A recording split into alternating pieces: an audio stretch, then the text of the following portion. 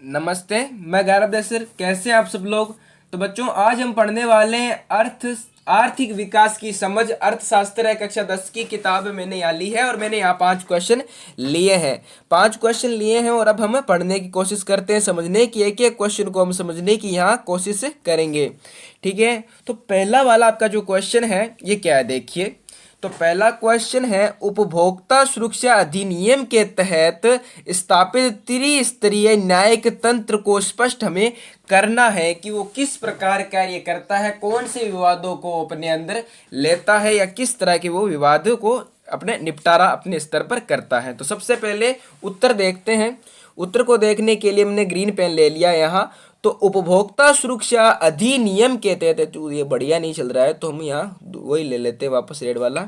तो उपभोक्ता सुरक्षा अधिनियम के तहत उपभोक्ता विवादों के निपटारा के लिए जिला है, राज्य और राष्ट्रीय स्तर पर त्रिस्तरीय यानी एक त्रिस्तरीय न्यायिक तंत्र स्थापित वहां किया गया है। यानी कि त्रिस्तरीय न्यायिक यहाँ तंत्र स्थापित किया गया है और जिससे हमें क्या चलता है, पता चलता है कि हम किस तरह के विवादों को, यदि जैसे कि कई कुछ दुकानों पे हम आप भी जानते हैं, हम भी जानते हैं, कुछ दुकानों पे एमआरपी लिखी होती है, उससे कहीं अधिक पैसे ले लेते हैं, पर कभी जो समझदार होते हैं वो पैसे नहीं लेते हैं उतने ज़्यादा, क्योंकि यहाँ एक वो एमआरपी मैक्सिमम रिटेल प्राइस है। ठीक है, तो जिला स्तर पर जो न्यायालय है ये से देखिए, जिला स्तर पर एक न्यायालय 1 करोड़ का जो दावा है वो लेगा जिला स्तर पर। अगर मान लीजिए आपका 1 करोड़ का कोई है निपटारा करना है तो आपको जाना पड़ेगा, कहाँ जाना पड़ेगा, जिला स्तर में, जो आपका जिला मुख्यालय लगता है वहाँ। तो वहाँ संबंधित यानी कि 1 करोड़ का जो लेता है वो आपका जिला स्तर संबंधित विवादों का निपटारा करता है। ठीक है, राज्य स्तरीय की हम चर्चा करें तो राज्य स्तरीय की कर लेते हैं। राज्य स्तरीय जो अदालत है वो कितना लेगी, 1 करोड़ से 10 करोड़ रुपए का मुआवजा लेगी।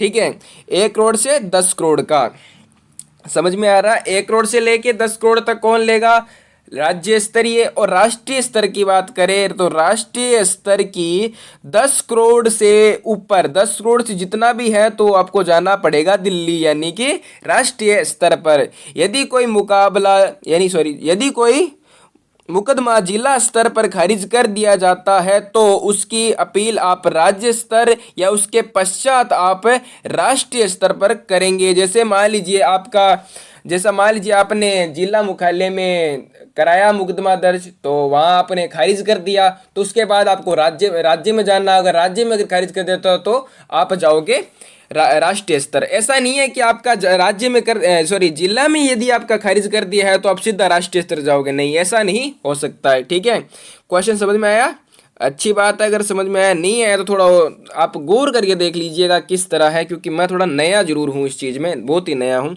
भगवान ने चाहा तो अगली बार बहुत अच्छी तैयारी के साथ हम आपको करवाएंगे जरूर। ठीक है, तो अब इसको कर देते हैं डस्ट, क्योंकि क्वेश्चन को लेना होगा, शायद आपको स्क्रीनशॉट लेना होगा ना। तो ये हमने कर दिया है यहाँ, आप पूरा देख सकते, सॉरी मैंने पूरा नहीं किया ना, ये लो, ये आपका पूरा यहाँ हो गया, लीजिए, अब कोई दिक्कत। ठीक है, दूसरा क्वेश्चन पे चलें। ठीक है जी, दूसरा क्वेश्चन पे चलते हैं। दूसरा क्वेश्चन यहाँ ये ले लिया हमने।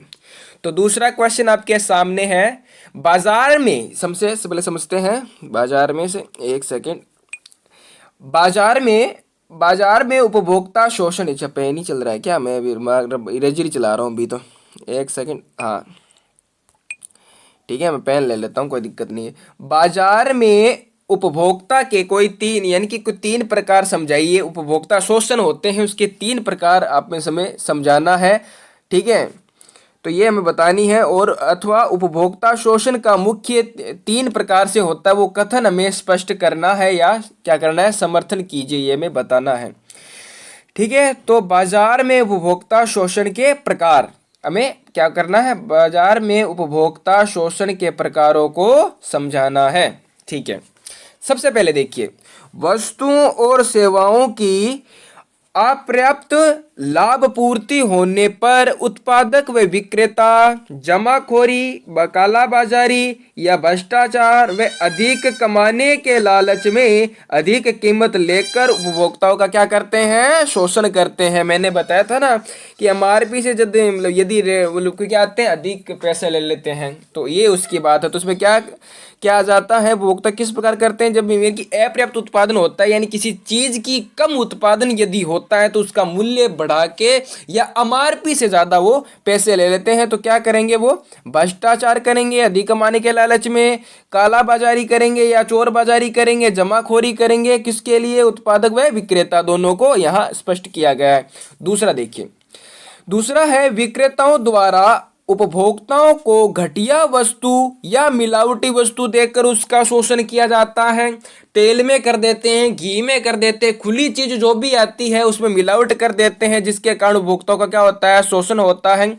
और ये भी देखिए, अपूर्ण प्रतियोगिता में विक्रेता वस्तुओं का अधिक मूल्य भी ले लेता है। प्रतियोगिता के चक्कर में अपनी जो अपूर्ण प्रतियोगिता होती है, विक्रेता यानी कि जो विक्रेता है वो वस्तुओं का अधिक मूल्य ले लेता है कि हाँ मैं पैसे ज्यादा लूंगा ना, इसलिए पैसे अधिक ले लेता है। तो इसके लिए आप उसके लिए खिलाफ मुकदमा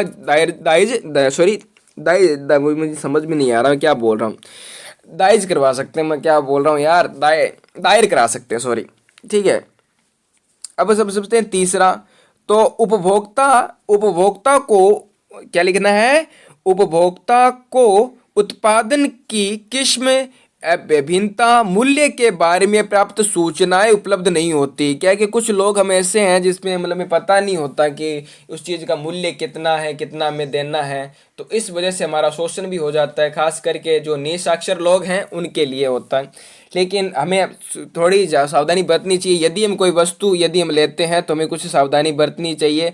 सबसे पहले हम देखनी चाहिए एमआरपी कितनी है, ठीक है, क्या देखनी चाहिए, एमआरपी कितनी है। उसके बाद ब्रांच नंबर देखो, ठीक है, एक्सपायरी डेट देखो, ठीक है, एक्सपायरी डेट में देखनी है, ठीक है, एक्सपायरी ये चीज़ें हमें देखनी है ताकि ये हमारे लिए कोई हानिकारक तो नहीं, इसलिए ये हमें चीज़ें देखनी है। तो हमें क्या करना है कि वो क्या लेते हैं, पर्याप्त सूचनाएं उपलब्ध नहीं होती जिसके कारण उपभोक्ता को शोषण होता है। अतः वे आसानी से उपभोक्ता और विक्रेताओं का क्या कर लेते हैं, शोषण कर लेते हैं, ठीक है। तो आगे चलते हैं। आगे चलने से पहले आपके लिए स्क्रीनशॉट का हम रास्ता तैयार करने जा रहे हैं, तो आप ले सकते हैं स्क्रीनशॉट। एक मिनट रुकिए, 1 3 2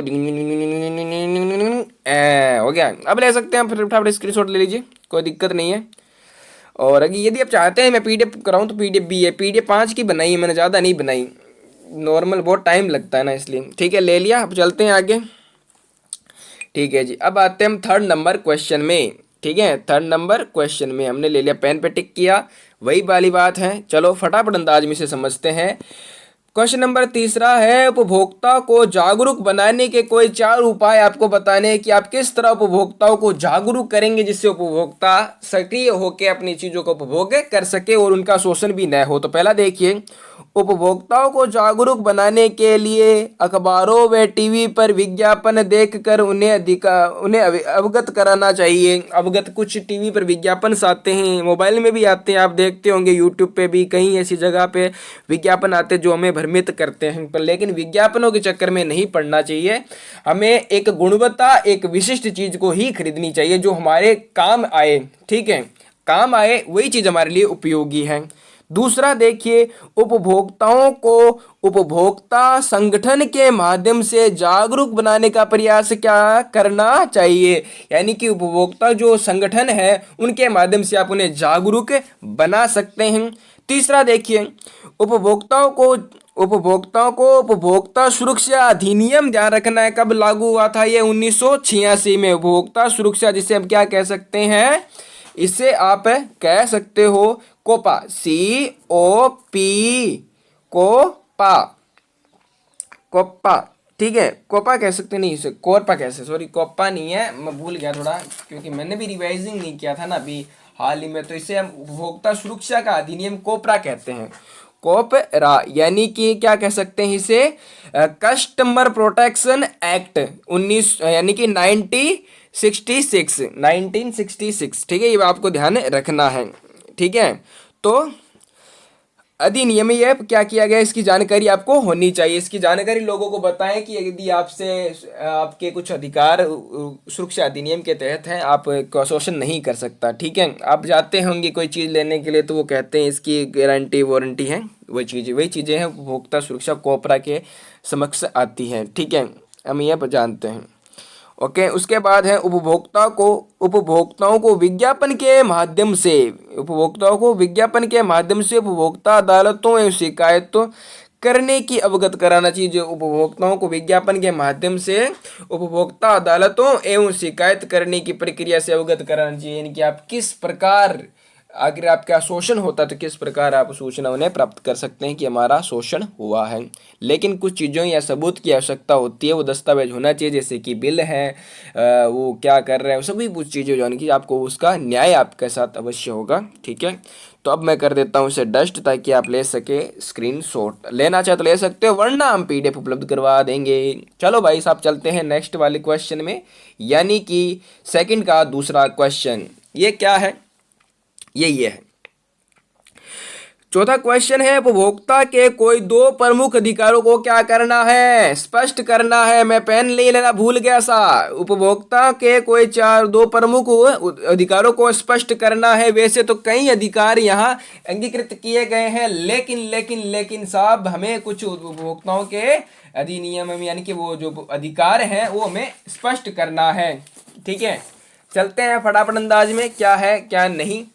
ठीक है, सबसे पहले मैं इसे डस्ट कर देता हूं ताकि कोई दिक्कत ना हो। ठीक है, तो उपभोक्ता के कोई दो प्रमुख अधिकारों को हमें स्पष्ट करना है। क्या करना है, दो अधिकार स्पष्ट। पहला उत्तर देखिए, चुनने का अधिकार। ठीक है, क्षतिपूर्ति निवारण का अधिकार है। अब इनके बारे में करते हैं विस्तृत चर्चा।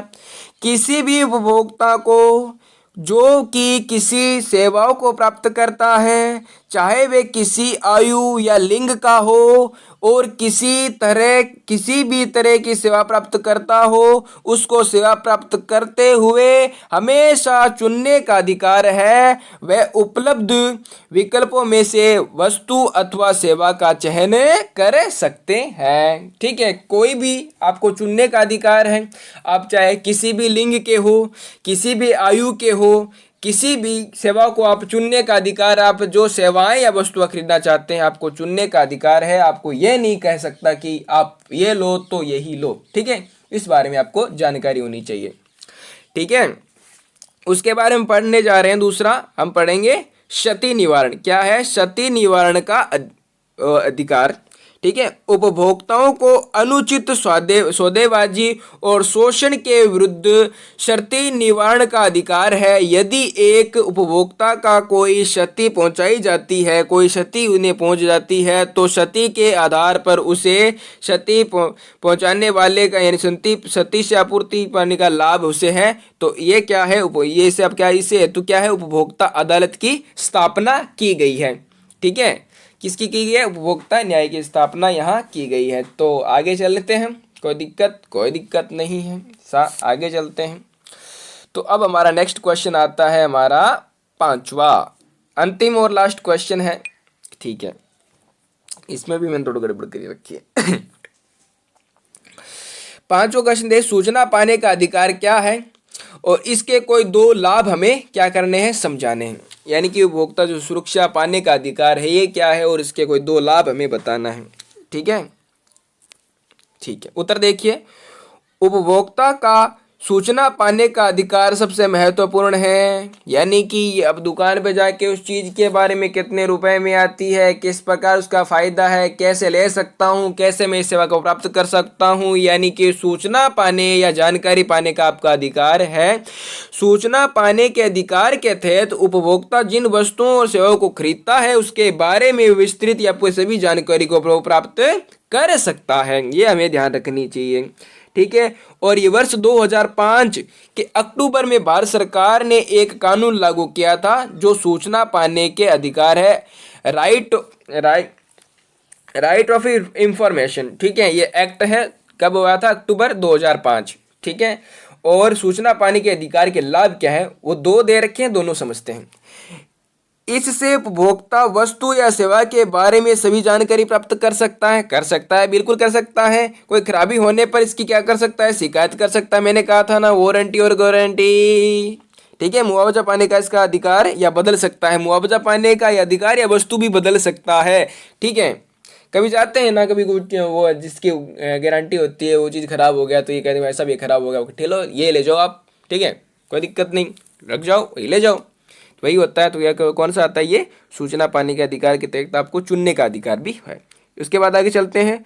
सूचना पाने के अधिकार यानी कि सूचना पाने के अधिकार बचाने में आपका उपभोक्ता संरक्षण महत्वपूर्ण योगदान है। इससे उपभोक्ताओं को शोषण से भी मदद मिलती है, यानी उपभोक्ता का शोषण से वो बच जाएंगे और जिससे उन शोषण की क्या मुक्ति मिल जाएगी। ठीक है, तो ये था आज के हमारे 5 क्वेश्चन। मिलते हैं नेक्स्ट क्वेश्चन में। मुझे लगता है कि मैंने उतना अच्छा नहीं पढ़ा पाया, लेकिन कोशिश की है मैंने, और मैं नया भी हूँ और दिवाली की आप सभी को हार्दिक शुभकामनाएं। हर हर महादेव, आपकी पढ़ाई अच्छी हो बाबा की कृपा से। अब हम चलते हैं, विदा लेते हैं यहाँ से। तब तक के लिए इसे हम कर देता हूँ इसे क्लियर, आप चाहो स्क्रीनशॉट ले सकते हो। जय हिंद जय भारत। तो मैंने ये कर दिया है क्लियर, ले लो स्क्रीनशॉट। बैटरी भी चार्ज मैंने लगाई है। ठीक है, अब हो गया।